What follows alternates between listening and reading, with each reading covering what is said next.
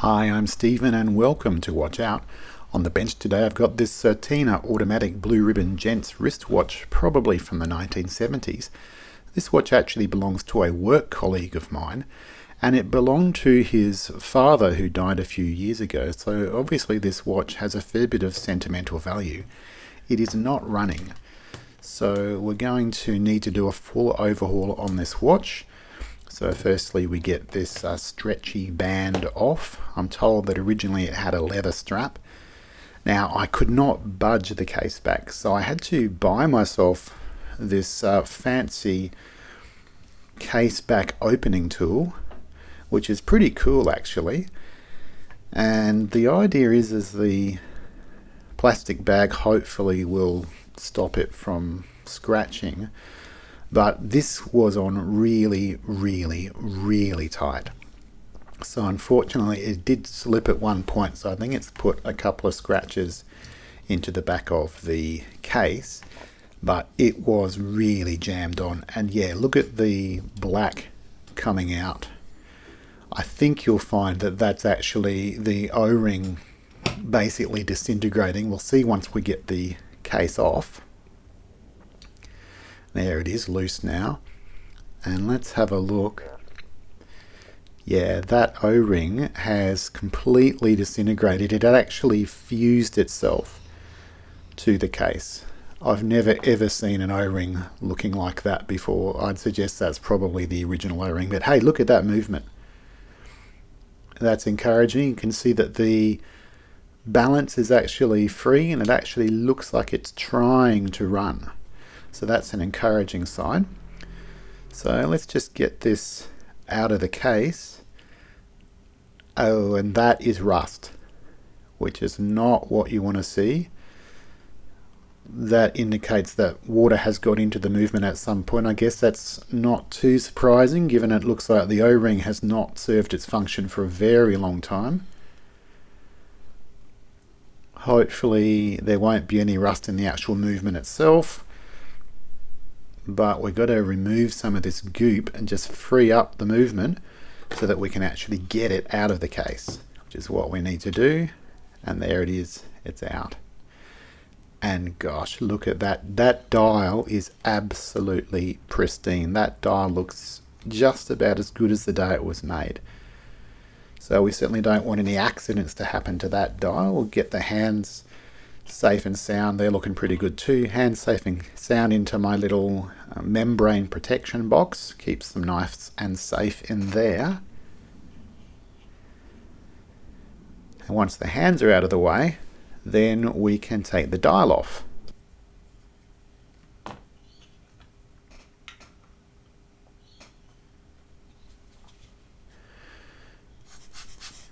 Yeah, that's just a bit of the what's left of the O-ring, which just can get rid of with a bit of air and a bit of Rodico.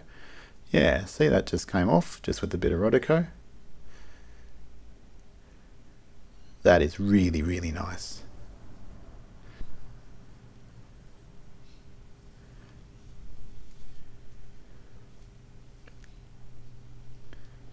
Yeah, so that's the case spacer ring that actually holds it into the case. You can see a little bit of rust on the edge there as well. It looks like some water sat in the edge of the case.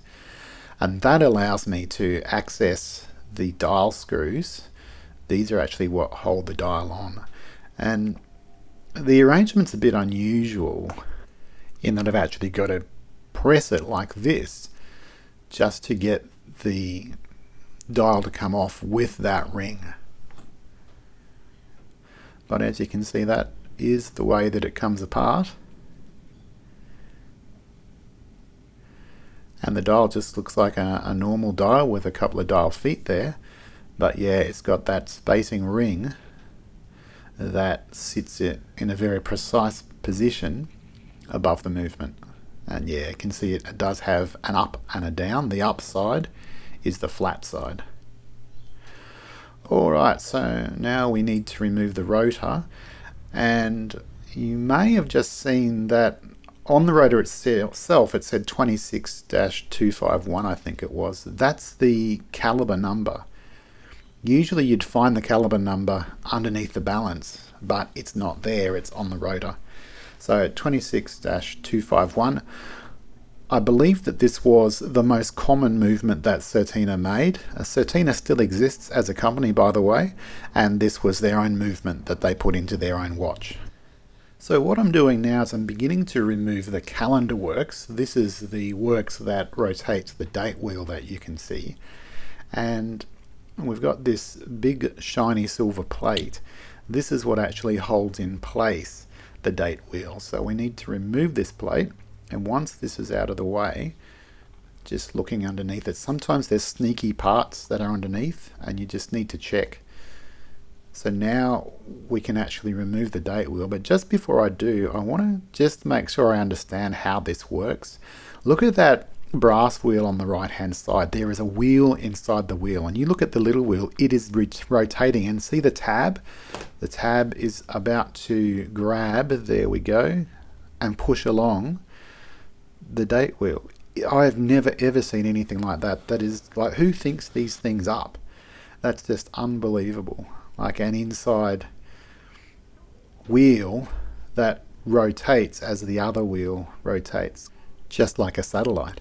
And that lever on the right hand side, that's for the jumper. This is the jumper spring itself. So I just put a lump of Rodico on the end of that, will stop it from flying away just as I remove the tension. But yeah, that jumper lever is a very unusual arrangement as well. I've never seen anything like that. The way it sits onto the post that it's mounted on is unusual. So I may need to review this video quite carefully in putting this back together, which is part of the reasons why I film it as I'm taking it apart. But it's kind of like got a split arm. I've got no idea why. I'm sure there's a good reason, but it does. Okay, so back onto the other side of the movement now. We'll continue our tear down. So this is an automatic movement. We saw we took the rotor off. That's what allows the watch to wind itself. When you kind of move your arm around, that rotor rotates, and every time it rotates once, it just puts a little bit of power into the mainspring. So if you kind of like do that all day, then theoretically you don't need to wind the watch. So underneath this plate is the automatic works. This is what allows that to happen. It's got to wind the mainspring only in one direction. So I'm just taking careful note of the arrangement of the parts because I'm going to need them to go back in the same place. I think that these two small wheels, I think they are the same. I'll need to double check when I put it all back together. But basically all of this is designed to allow it to wind the mainspring only in one direction, but no matter which way the rotor itself is turning. So I just carefully note, and now I can let the power out of the watch. Often you can't let the power out of the watch in an automatic movement until you remove the automatic works, because there's actually two ratchets. So this is the normal ratchet or click that we talk about that holds the power in the watch, but there's another one in the automatic works. So unless you release both ratchets, you can't let the power out of the watch. And now that the power is out of the watch, we can remove the balance very carefully, because this is the most delicate part of the watch, or the hairspring is at least the most delicate part of the watch. And we'll just pop that safely into my parts tray.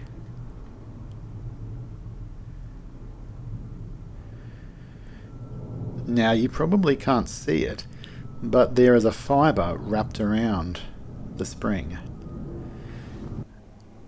and that can very easily stop a watch from running altogether. Fibers in a movement are always bad, but especially when they're wrapped around something as critical for the running as the balance, that's really problematic. So this is the pallet fork. usually held on with its own bridge, as you can see, and there's another fibre wrapped around one of the pallet stones. So it's not too surprising that this watch wasn't able to run.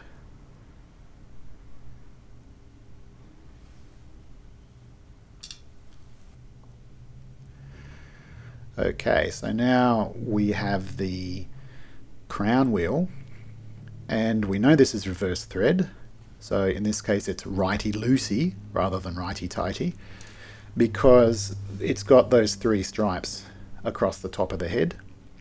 But usually in this arrangement it is reverse thread anyway. It pretty much has to be reverse thread if it is in this arrangement. There are ways you can get around it, like if you put the crown wheel on the bottom of the bridge, then the thread will not be reverse thread, but if it's in this position it's almost guaranteed to be reverse thread. And we noticed that this was a 2-part crown wheel, so we've got to obviously get all the parts back where they were. And now this is the ratchet wheel. Just got to hold on to it with my stiff tweezers, because otherwise the wheel wants to turn, obviously.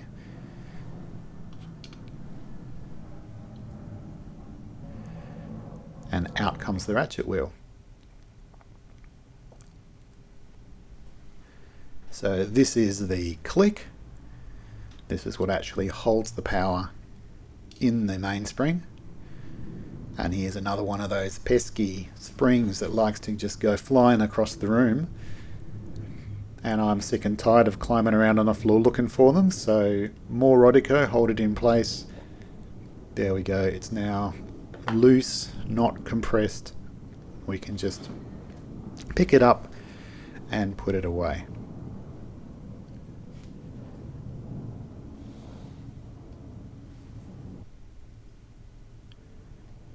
Okay, so we can now remove the barrel bridge. So just these 2 screws are holding this on, and it's called the barrel bridge because it's holding the barrel in place. And in this case that is all that it's holding in place. Just checking the screws are the same. Oh, 2 for the price of 1, I'll take that.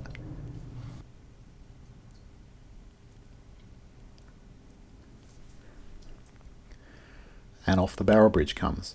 It's always a good idea to have a look underneath just to check if there's any surprises. And now the mainspring barrel can come out. So we're now removing the train wheel bridge.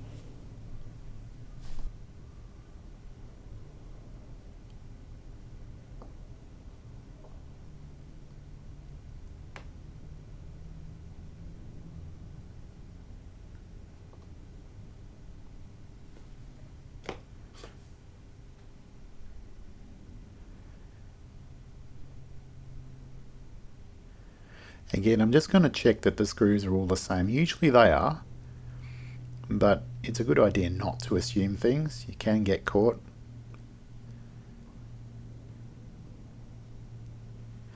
And yeah, they all look the same to me, so get those out of the way.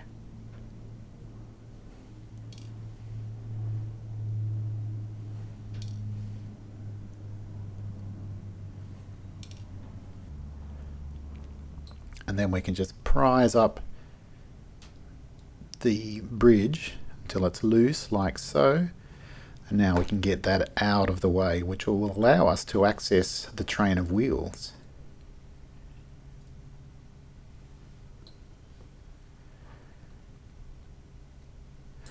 Sometimes they drop back down on the locating lugs, which makes them a bit tricky to get out.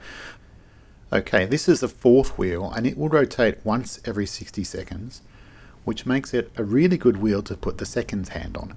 So this is why this has got this really long pinion, and it's stacked like this on top of the other wheels so that you have the second hand in the center above the other hands. So that's an evolution. The early Swiss watches, early watches did not have that, but the later ones have what they call center second sweep. So we took the 3rd wheel out, was the other wheel, and this wheel is the escape wheel. We can tell because of those strange looking feet on it. they engage with the stones on the pallet fork. Basically, the way they slide across that very carefully shaped teeth is what allows the amount of power that's released to be controlled. So we've got this extra bridge here, and this is holding on this wheel, which we call the center wheel because it's in the very center of the movement, and it's actually the second, as in the number 2 wheel in the train of wheels. The first wheel is the mainspring barrel. It is a wheel, it rotates, it has cogs on it that drive another wheel. It drives the second wheel. The second wheel drives the third wheel. The third wheel drives the fourth wheel. That's the train of wheels. And then the fourth wheel engages and drives the escape wheel, which is technically part of the escapement rather than the train of wheels. So if we remove this little cover plate here, that will enable us to access this wheel underneath. So this is part of the motion works because it controls how the hands move, and this wheel is the minute wheel.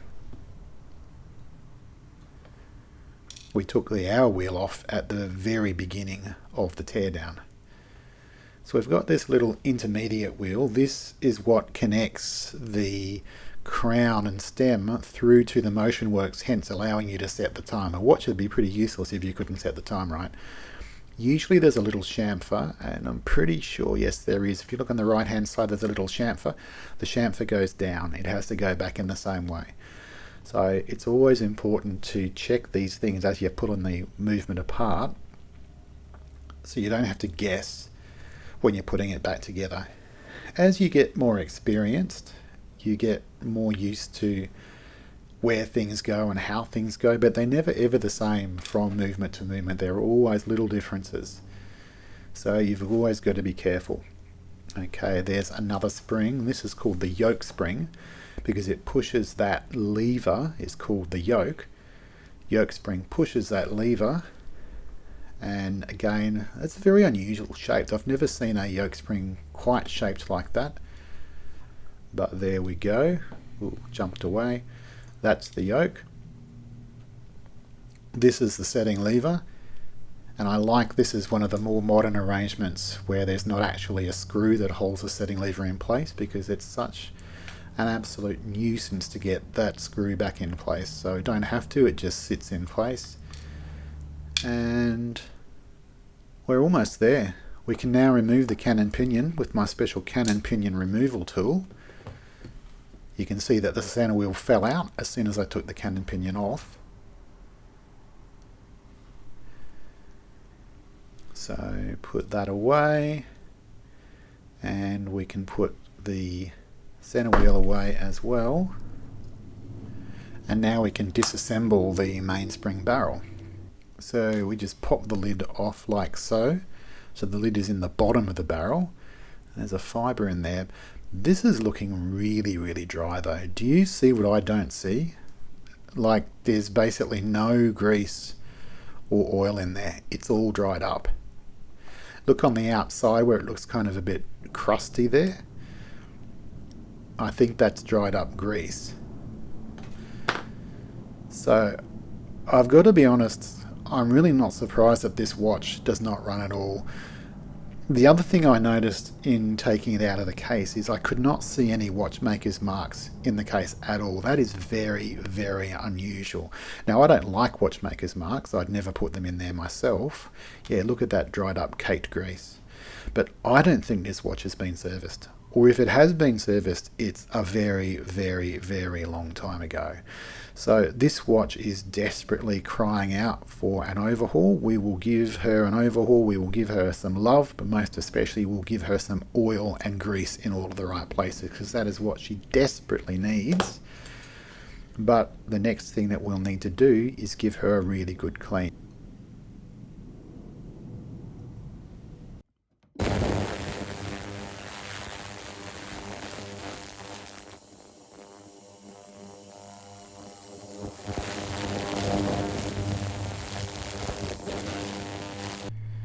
So I decided to deal with the case first, and there's a reason for that, is because when you finish the movement, you just want to get the job finished. You just want to get it into the case. So by dealing with the case, it'll be ready to go once the movement is done.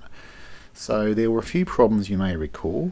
I cleaned it up as best I could in the ultrasonic. So now I need to get rid of what's left of that O-ring that had disintegrated off the case back. And then we've got this mess to deal with inside the case itself. Again, what's left of the O-ring, but also there's this rust that you might recall.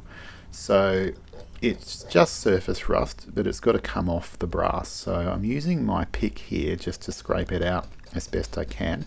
And then I can use my fiberglass brush just to finish off the last of it and make sure that it's all gone, and then it's nice and clean when it's dealt with. We need to do the other O-ring for the case back. I did a test fit already. I measured it with my digital calipers, and so it's easy enough to work out the diameter, but these rings come in different thicknesses. I've got an assortment of O-rings, which is really what you want. And so I took a bit of a guess as to the thickness that I thought was right. They go up to 1 millimeter. This one's 0.7, so 1 millimeter would be just way too thick. You would not be able to screw the case down properly. So this one looks kind of about right to me. So I've again applied the grease, just need to get it into the little groove there, clean up the excess grease off the case back, and now we can do a test fit. If this test fit is successful, which I think it will be, this will indicate that this is the right O-ring, and hopefully this will go a long way to at least giving this watch some sort of water resistance in day-to-day use. It's not going to give it, you know, you wouldn't take it to 100 meters underwater. This is a vintage watch and just not really quite as resilient, but give it some sort of protection. Now the glass is quite scratched up. It's very scratched up, but I decided you should only ever replace the glass, I think, unless you have to, because it's part of the story of the watch. These scratches, they were put there by my colleague's dad wearing this watch. So I'm not going to try to polish them all the way out, but I'm just trying to get the glass nice and smooth so that it will function quite well, so that you can clearly see the time, which is what you want, and I think I've done that.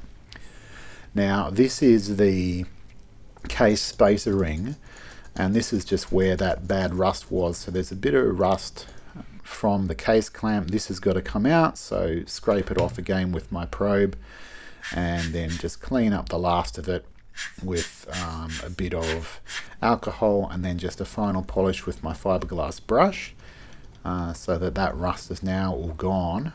Yep, that looks good. And then there's the clamp itself, so just use my fiberglass brush to abrade this off. There is some pitting on this, but I was able to get it all off with my brush, and that will now function perfectly well.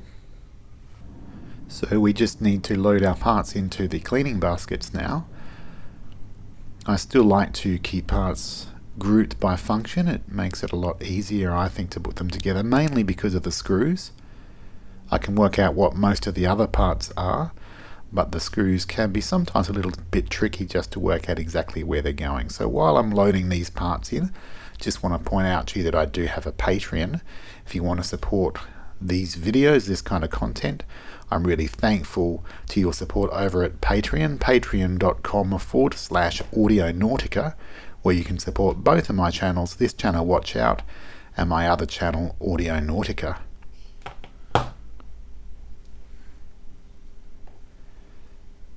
The balance and the pallet fork do not go in the cleaner, because the cleaning fluid does a fantastic job, but it also has a tendency to soften up the shellac, which is what holds in the impulse jewel in the balance, and the pallet fork entry and exit jewels are also held in with shellac. So we really need those to stay where they are meant to stay. Into my chrono clean. Very hard to do one-handed, but you get the general idea. And now that the parts are all clean, we can begin the reassembly process. I usually like to begin with the mainspring itself. So this is an automatic movement, so we need to put in some braking grease. This is a specialized grease that only gets used here, and it allows the spring itself to slide across the face of the inside of the barrel. So just need to kind of like smear some of this around just to make sure that there's a sufficient amount there. And once that is in place, then we can insert the spring.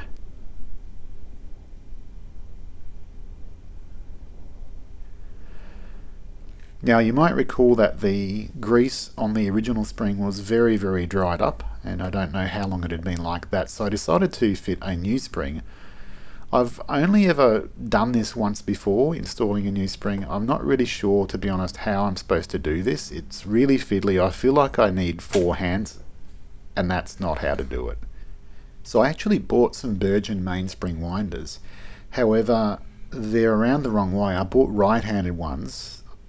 Because of the way this is set up, the lid is in the bottom, I need a left-hand winder. So I ended up using my Watchcraft winders, and it worked really well, but I decided to do it off camera because it's rather fiddly. So you can see that we've actually got this installed. It has a very, very small arbor, which was also a real problem with the Virgins. If they had have been around the right way, the arbor was a bit too big. So we reinstall the arbor into the mainspring barrel, and you may have been able to see that the hook engaged. A little bit of lubrication on here with a medium viscosity oil, and we use this special tool. I did have a go with my stiff tweezers. Usually the stiff tweezers will work, but on this occasion they did not work.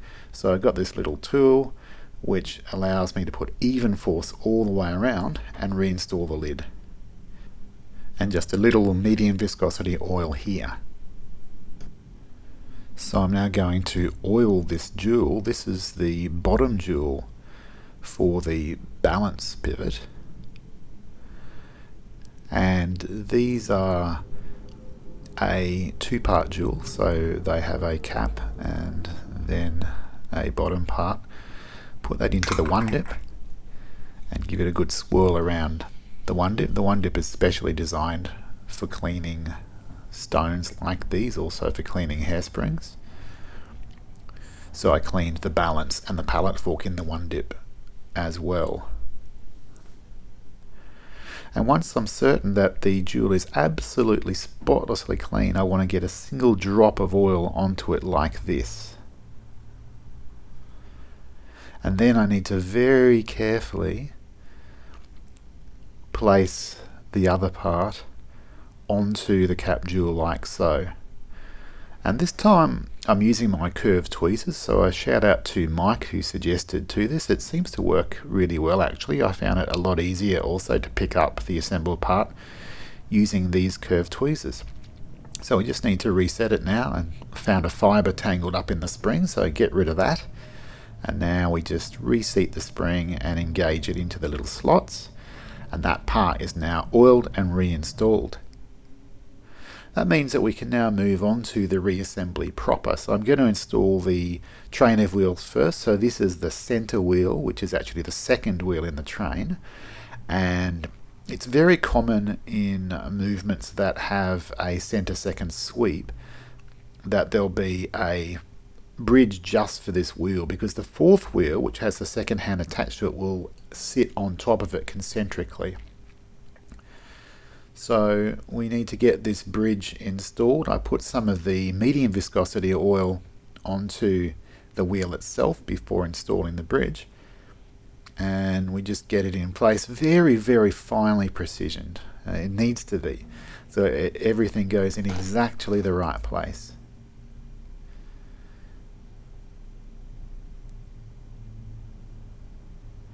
So now we just nip up these screws. These screws are different to the screws for the train wheel bridge. They're a little bit smaller. You can work it out, but again, this is part of the reason why I like to keep parts grouped by function rather than having a pile of screws and working out where they're supposed to go. If they are with that bridge, then it's a lot easier to know immediately that those are the ones that go into the bridge. So lubricating as I assemble, making sure that the part is free, and now we can install the next wheel, which is the third wheel. And because I can't actually see the pivot, it's a little bit hard to know whether it's correctly aligned. But if I just sit it in there and turn it, it will naturally want to engage the way that it's meant to. The escape wheel, slide it into that little slot there. It sort of sits underneath the third wheel, as you can see, and engage its bottom pivot.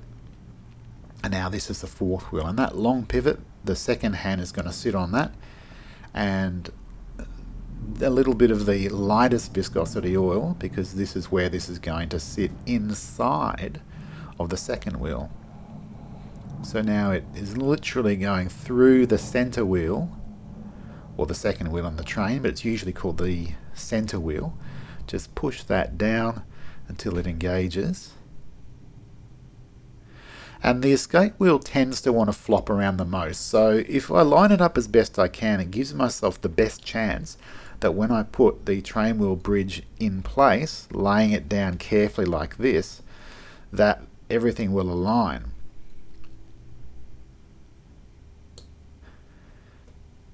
And actually it did. I don't know if you heard that, but when I put the downward pressure with my part stick, it just popped onto the pivots. It was sitting up a bit initially, but I just pressed down and it popped onto the pivots. I'm not trying to force it down. Force is always a bad thing. Don't do that. But just that gentle downwards pressure to basically stop the bridge from flopping about was enough to cause the pivots to jump into place. So what I want to do now is get the screws in as quickly as I possibly can, because the tiniest bump can just make this thing jump out of place. So I'm just usually I edit this a bit just to speed things up a bit, but I'm just showing you just what's involved in handling the screws. Sometimes even the handling the screws can be trickier than you might think that it is. Just having them around the right way so that they will go into the holes. And this one's proving a bit more challenging. Yeah, that's not the right way, because it's ended up upside down. So now I've got to turn it over, and the human wrist is not designed for turning things over, so it is actually quite challenging to do that. But now we've got the 4 screws sitting in their holes, and we now need to get them started so that they won't go anywhere and won't fall out. But you don't bang these things and just nip them up tight, because if you've bumped something, like let's say a pivot has jumped out, and you just nip everything up, then you'll snap the top of the pivot, which means you'll then need a new wheel, which could be rather catastrophic, especially if you can't buy a new wheel. I generally work on vintage watches, so parts, if you're looking for new parts, you've got to find new old stock parts. If it's a rarer movement, then you may have to find a donor watch to find the part that you've managed to destroy. So destroying parts is really best avoided. So that's why we put them in, we started them, but notice I just made sure that the wheels were all still free. And having verified that the wheels are still free, now we can nip up the screws. This one's got, this bridge has got 4 screws. Usually they tend to have 3, but this one's got 4. So because there's 4, I'm kind of nipping them up in a cross pattern. Just again, make sure that everything is free. So now we can install the mainspring barrel. And so this is actually the first wheel. See how it's got that cog on the bottom part? That is actually what engages with the center wheel and makes it turn as the spring unwinds inside the barrel. So this is called the barrel bridge. We just sit that down on place, and the beautiful machining of this movement. Notice how, as I put it down, it just wanted to naturally jump into place, which does make the assembly so much easier. So 2 screws holding this in place. Again, get the screws in, get them started, and making sure that everything is still in place, we can nip those up.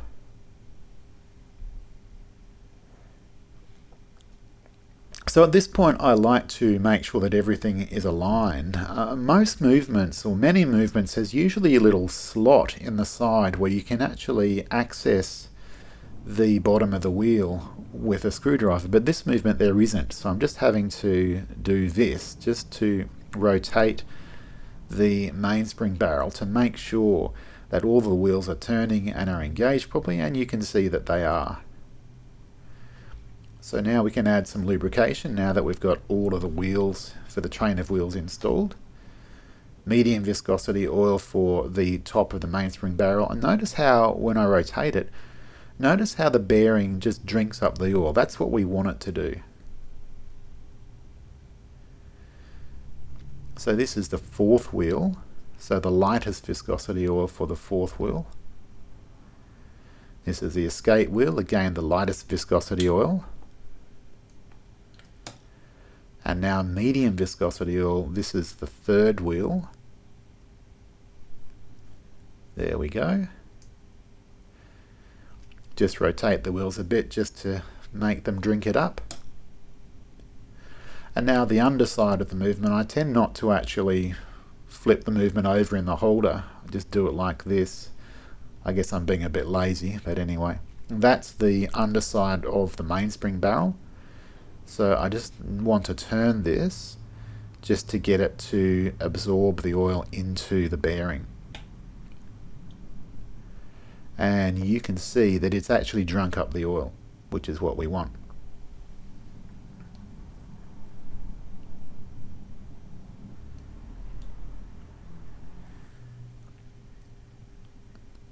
So this will be the escape wheel if I'm correct. No, that was the third wheel, pardon me, that was the third wheel. This is the escape wheel, lightest viscosity oil. The third wheel had the medium viscosity oil. And I'm not happy with that at all. Did you see how the oil kind of blobbed on top of the jewel? That's not what we want. So I need to mop that up with Rodico and try again. And it was quite dry after I'd mopped it up, so that's why I'm adding some more oil, and that looks a lot better. So having done the train of wheels, I can now start to install the click. So this is the spring for the click itself, and I just kind of laid it more or less in position, holding it in place with some Rodico. And then once I've placed it, carefully take the Rodico away whilst holding it in place with my part stick.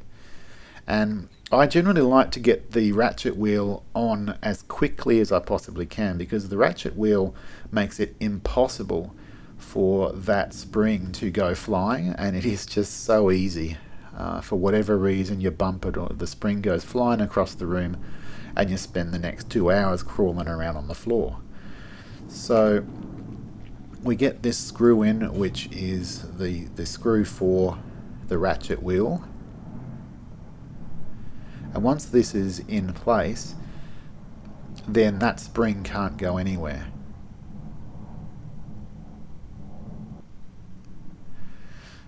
So I need to now place the click. This is what actually prevents the power from unwinding back out the way that it came through the crown when you wind the watch up. It allows that ratchet wheel to turn only in one direction. However, I've actually made things difficult for myself by putting the ratchet wheel on in place, because the spring for the click has got to be on the right hand side of the nub, which is quite difficult to do with the ratchet wheel in place. So this would have been easier to do before I put the ratchet wheel on, but as I said, I'm terrified of that spring going flying, so this is the way I've chosen to do it, as fiddly as it is. So we just need to get that spring to go the right hand side of the nub. That's it, like that. And now I need that to engage with the teeth and then back that way. And then I need to nip up the screw. So this is all rather fiddly. I feel like I need about 4 hands.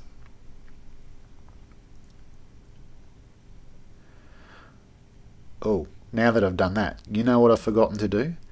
Of course I forgot to lubricate it. This click, it's a moving part, so it does need its lubrication. But what I think I should be able to do, I've eased the screw back off, and I should be able to just pop some medium viscosity oil in underneath the screw head, and that will allow the click itself to be lubricated and move back and forth as it's meant to. So if I hold this with my stiff tweezers, I can now nip up this screw, and we can see that the click itself is functioning as it's supposed to.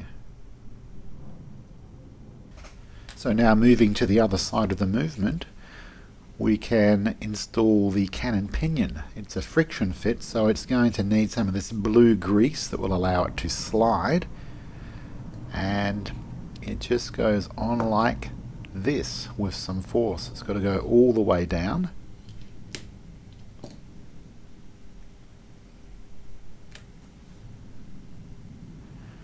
And now we can begin to assemble the keyless works. So this is the sliding clutch, some of our blue grease, because they're parts that slide across this face here. This is the winding pinion.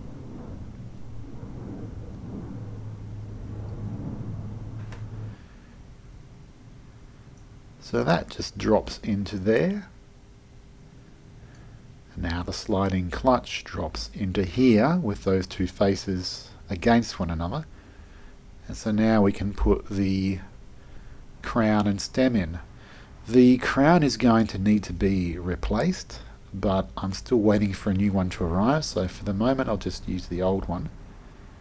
A little bit of medium viscosity oil on the bottom of the setting lever, which just sits in that hole, and that's got to engage with the stem like that. Just drops into that slot. When that's pressed down, that's what actually stops the stem from falling out. Okay, a little bit of medium viscosity oil onto this post, and this is where the yoke is going to go. And sometimes I find it a bit tricky to work out which way around the yoke goes, so I ran away and looked at the video footage. That's one way to do it. Another way, if you're not sure, is to make a drawing when you're doing the disassembly, or you could take some photographs as well. But usually it's the yoke, and sometimes the yoke spring I found a bit difficult. But this one obviously can only go in one way. It's got to go in that way, because you see the shape of the spring on the right hand side. It has to engage with the plate like that. So I just get it in place using my stick, and now I drag it back this way to basically kind of spring it into place so that it's engaging with the yoke. So that spring is what's going to cause the yoke to be pushed outwards.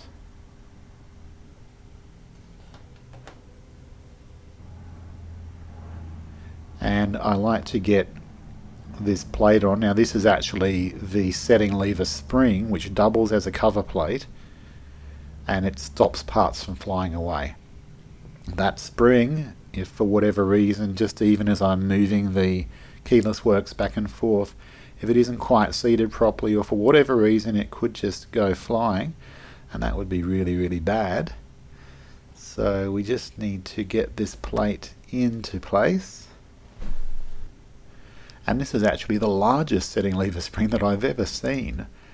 It actually has a double function. The far part of it on the screen you can see is holding down the setting lever itself, and that acts as a spring as well. So when you push against the setting lever from the other side, it is able to move up a little bit because of that tongue pressing down on it, the spring factor of the metal. And that is how you're able to then remove the stem and the crown from the movement. If you can't get the stem and the crown out, then you can't get it out of the case either. So as I say, I've not seen it done that way before, but hey, it seems to work well. So we get these screws in.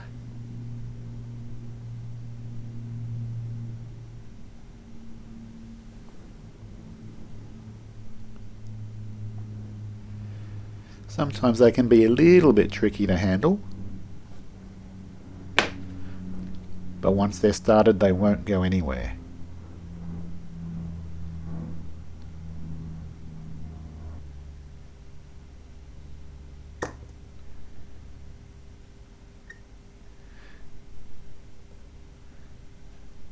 And now with them more or less in place, I can actually engage the setting lever spring with the setting lever, and that nub interfacing with that spring, that tab sticking out, that's actually what gives us that really nice positive feedback when you pull the crown out like this. See that nub pushing against that spring? See how the spring moved when I pulled the crown out? But because it's metal against metal, it needs lubrication. And without the lubrication, it's actually really, really quite tight. It's surprising how tight it is. It's surprising how much of a difference having this grease makes, which also shows why it's needed. A little bit of grease also just where the yoke spring engages with the yoke. Again, any place where you have metal sliding against metal. And I did end up with a bit too much of that grease on top of the setting lever and the setting lever spring, so I need to take the excess away. Okay, some of the medium viscosity oil, and this is where this intermediate wheel goes. It has a chamfer which needs to be on the bottom side, so it needs to go around that way, and this wheel is what connects the crown through to the motion works. So this is how we change the time. So some medium viscosity oil on that post because that's where the minute wheel is going to go. And now this cover plate is what holds the minute wheel down and stops it from falling out. And it's got two rather itty bitty screws, so we want to get these in place as well.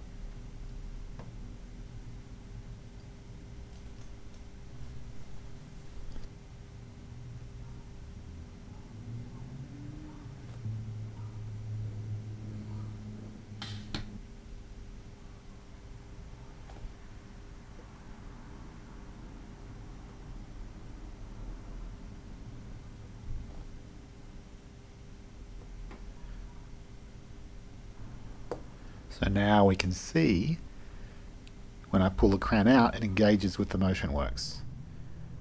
Okay, moving back to the other side, we're not too far off from being able to hopefully get this thing to run so we can install the pallet fork. And this is the other end of the equation, the other end, if you will, of the train of wheels that actually holds all the power in. When that spring, when that mainspring is wound up, it obviously wants to unwind unless it is held at both ends. The ratchet is what holds it at the other end, and at this end it's actually this device, the pallet fork, that holds it in place. So we just need to wiggle this physically like this to get it to engage in the top pivot. You might have seen it just drop down. So as soon as that's in place, I again want to get this screw in as quickly as possible, being very careful not to bump it. Ooh, see how it just lifted up? Careful, careful. If it were to come out of that pivot hole and I just forced this down, could easily snap the pivot off, which would be pretty disastrous. But with that in place, I can now wind the spring up. I haven't installed the crown wheel, so I can't actually wind it with the crown. But that's what we want to see. With some power in the mainspring, when I tap on the pallet fork, it snaps back and forth. So off camera, I lubricated the escape wheel teeth. It's very, very fiddly and tricky, especially on this watch. There's no real good angle to be able to see it on camera, so I did that off camera. Now that that's done, we can install the balance. And with this in place, the watch should run. So this can be a bit tricky sometimes because I need to get the bottom pivot. It doesn't quite want to go in. Got to get the bottom pivot to go into the bottom pivot hole. And usually it just involves jiggle, jiggle, jiggle. Jiggling it, and it will go in eventually. It's being a little bit trickier than usual. Take it out and try again. Just trying to get everything to sit in place. That looks right. That's where it's meant to be. So now I rotate it into place and the impulse jewel will sit in that little cup in the pallet fork. Sit this down. Very careful. This used to really scare me when I started in watchmaking. Does it Ooh, there we go. Yes, it wants to run. Look at that. See that as soon as it was all sitting in place, it cranked up. So that's absolutely fabulous. So with that running, now we just want to get the screw in place so that this doesn't go anywhere.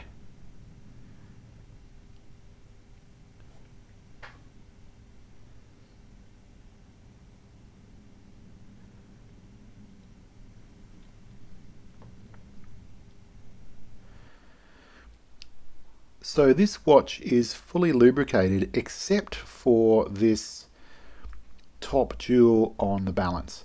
And off camera I put this on the time grapher just to see what it would look like, and was getting about 200 degrees of amplitude, which is a little bit low, but I thought it would be interesting to see what difference does it make with one jewel not lubricated. Remember, everything else is lubricated. The bottom jewel we did at the beginning. We lubricated the other jewels as we assembled the train of wheels. So this is literally the last jewel that needs to be lubricated, and we do it exactly the same way that we lubricated the bottom jewel. It's a two-part setting, so it has the what is actually the bottom part for this one, which is the pivot. The top pivot goes through the bottom part, and then this is the cap jewel. So this needs to be cleaned, often with some pegwood like so. Oh, and it went, there it is, it went flying. It is so catastrophic. I lost a jewel like that once and never found it again. But fortunately, it didn't go too far and was easily found. But that's what you don't want to happen. So once I am certain that this face is perfectly clean, I then want to get my little droplet of oil on there, and having the right amount of oil on the oiler is critical. If you have too much oil, then you'll make a big mess. If you don't have enough oil, then that won't work either. So that's half the thing I've discovered, is getting just the right amount of oil onto the oiler, then getting it applied into the center of that jewel, then like so, putting the other part of the setting on, and capillary action will hold it all together. So then we want to drop it like so into the pivot and engage the Inca block spring. That's what this kind of design is called, is Inca block shock setting. This just means that if you drop your watch, it won't snap the pivot off the top of the balance. And now let's see what sort of a difference this has made.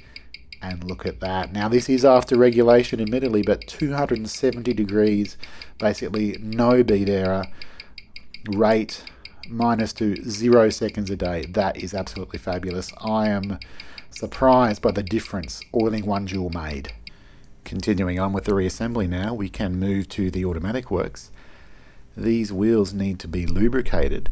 They sit in these jewels. I'm not sure what the best way is to apply the oil to the pivot like I have here, or whether it's better to put it into the jewels. Normally I've put it into jewels. I'm just trying this as a bit of a different way, but to be honest, it's a little bit overly tricky because I can't see the hole and I have to manipulate it like this, which means there's a risk of the oil going where I don't want it to go. So I think it's probably better to put the oil into the jewels and then put the wheels in.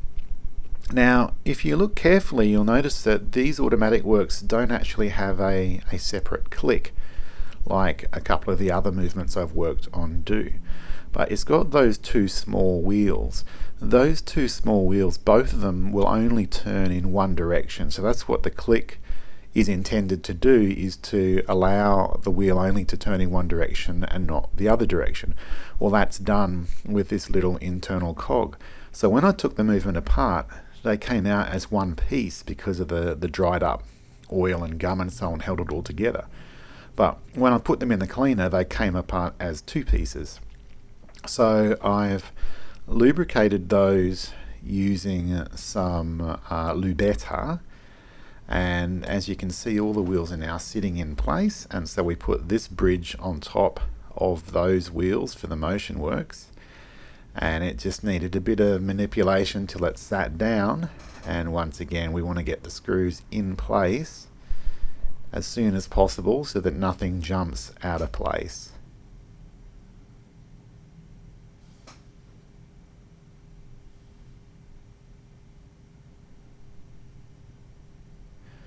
Three screws, and you can see that center post, that is where the rotor is going to sit. And you can see that wheel sticking out. The cog on the bottom of the rotor is going to engage with that wheel, so that's one of those two smaller, I think they're called reversing wheels. I'm not sure exactly if that's what they're called, but they can only rotate in one direction.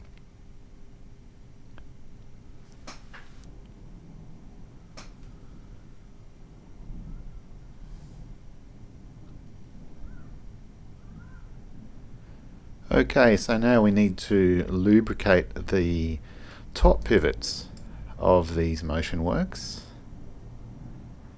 Again, this is all medium viscosity oil.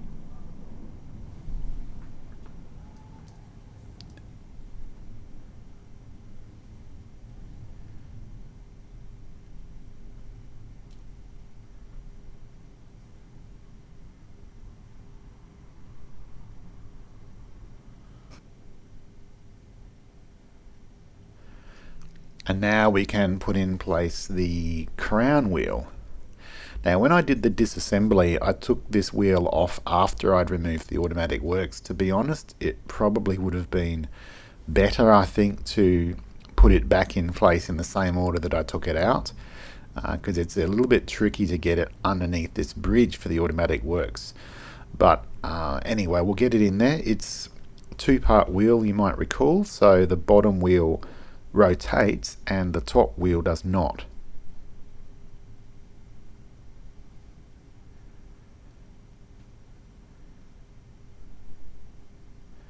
So this crown wheel is directly wound by the automatic works. That wheel to the right hand side is the output wheel, I guess you'd call it, of the automatic works, and it directly winds the crown wheel. So we needed to get it lined up with two wheels, that wheel and also the ratchet wheel. And again, this is our reverse thread screw. We can tell because of the three slots on top of it, indicates that it's reverse thread. So with the crown wheel in place, we can actually now wind the watch with the crown.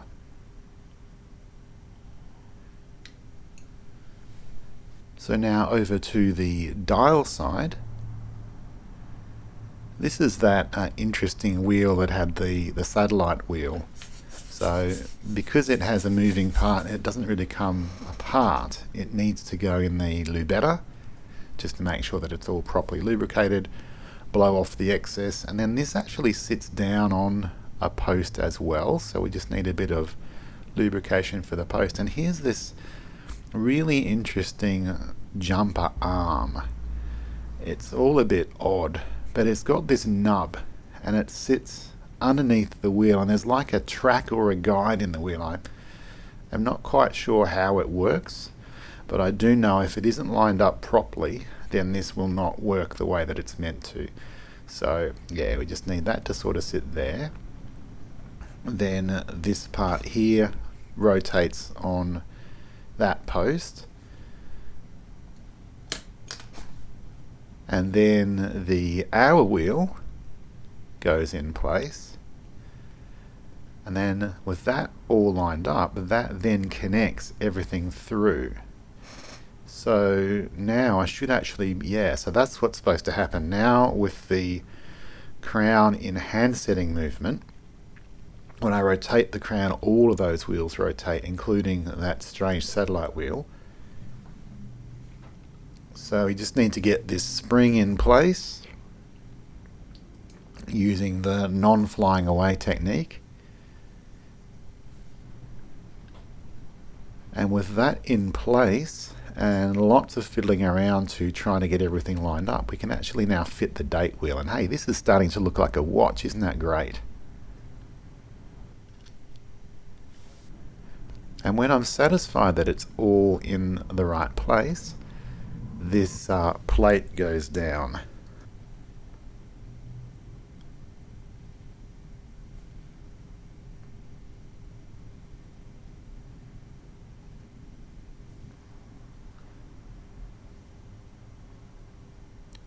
So these three little screws holding this plate down.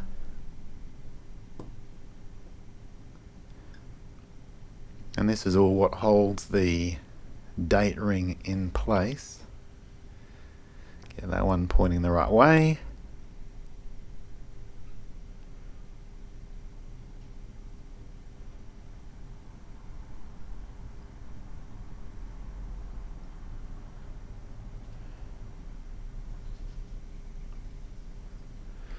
Nip them all up. And then when I am certain that everything is lined up correctly, hopefully the date ring will actually advance.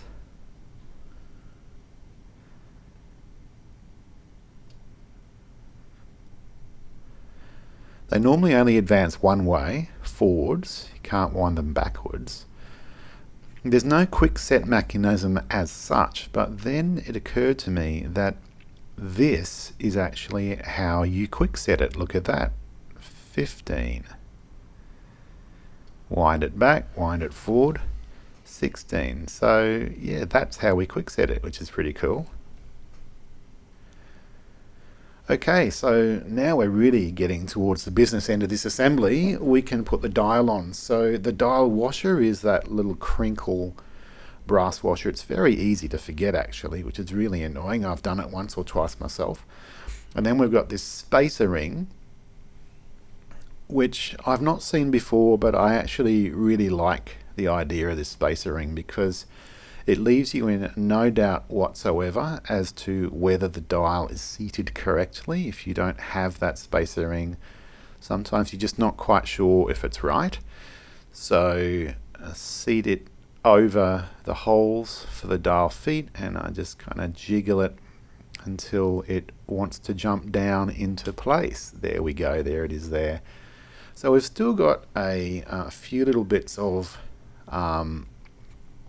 rubber from what's left of the O-ring is sitting on the dial, so I'll need to clean those off, but let's just get the dial screws done up first.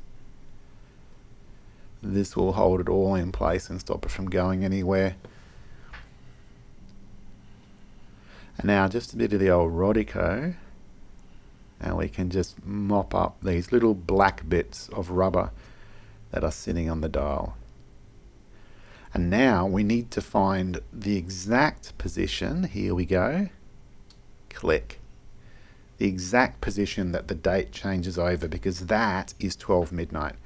So obviously at 12 midnight we need that hour hand to be pointing exactly at 12.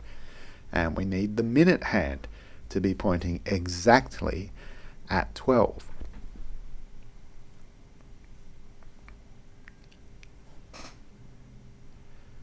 So we give it a little push down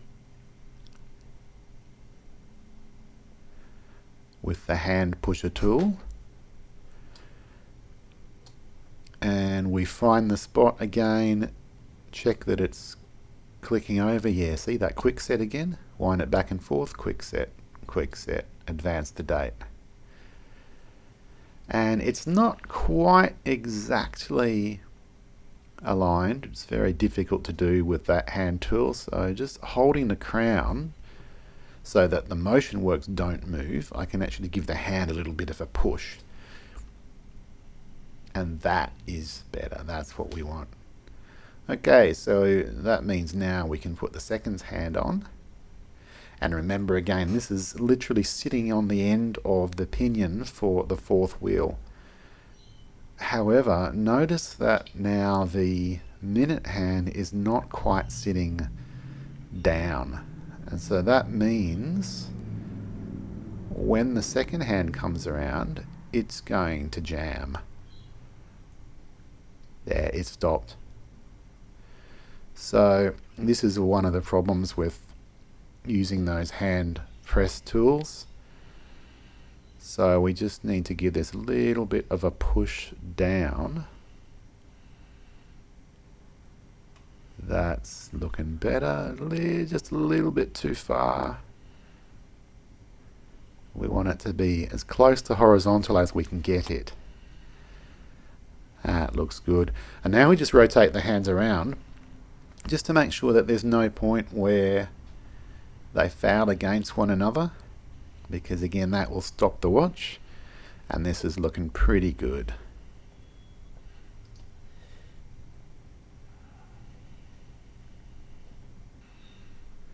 Okay, so now we can seat the movement into the case, because it's pretty much assembled. We've just got to put the rotor on, which we'll put on at the end, but we had that case spacing ring which goes around the movement, and we seat it all into the movement, and then we've got these dial clamps that will hold it in place. So get the dial clamps in place, get the screws in, get the screws started. This is the one you might recall, that's where that rust was, so you can see the pitting on the clamp itself, but the clamp is working fine, so that's not a problem at all.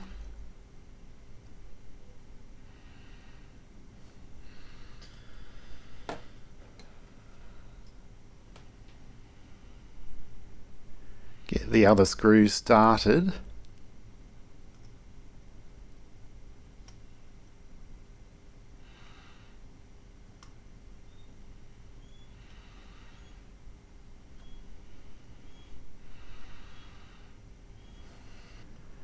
Okay, so now it needs to line up with the stem tube, and we can put the stem in place.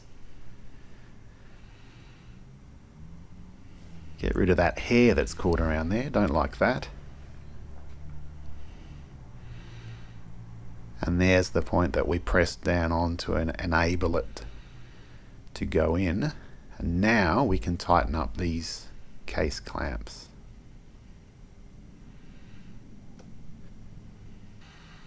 And there we are. This is a simple watch in some ways, but it's a very pretty kind of a watch. Now we install the rotor, which just sits down on that post that we talked about before, and it has that little clamp that will hold it in place. What I was thinking might actually work better is to hold the clamp and move the rotor rather than the other way around, holding the rotor and moving the clamp. A little bit of lubrication on there. And now we can install the case back. This will have to come off again because I have to change over the crown. So there she is in the case.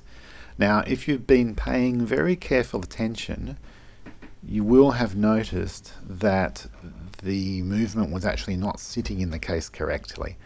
So I had to have several goes at getting the movement to sit correctly, and what I actually discovered worked much better was, rather than placing the movement into the case, it worked better to sit the case down on top of the movement. So as you will have noticed, the new crown has turned up, so we need to change that over onto the stem. I've already done a test fit to make sure that it fits in the tube. You'll notice this stem has got that shoulder on it just where the thread stops, so this should mean that the length should be correct. So I did buy a new stem just in case, but I don't think I'll need to use it. So I've actually done a test fit already, so now I can use the Loctite, and this will prevent the crown from unscrewing off the stem, which obviously would be pretty bad. So Loctite applied. Just need to get rid of the excess Loctite. Just want to make sure that this is properly done up as well. I don't need to use the pin vise for this. I'm just happy to do it with my strong tweezers, and then clean up the excess, which is gone. Now this needs 24 hours to cure, and after my 24 hours this is now being cleaned, because I've been handling this quite a bit and I never lubed it because I knew I was going to change the crown. So we now need to put lube onto the faces of the stem that are going to contact with parts of the keyless works. So just a nice thin coating of the blue grease is what we need. Just a tad more, I think I'm going to want to apply. A little bit more. I'm not trying to drench it in it, but we want a good coating across the surfaces that are going to contact. And once that's done, we can put this stem and new crown back in. I couldn't find a gold crown, but this silver crown fits absolutely perfectly, and I thought it was better to have a genuine Certina crown that's got the Certina logo on it than a generic gold crown. I think this is the better result, and it fits absolutely perfectly. And look at that, working the way that it is supposed to. Check that it pulls out, move the hands, correct. So that's what we want. So this is pretty much done now, so we can put the case back on.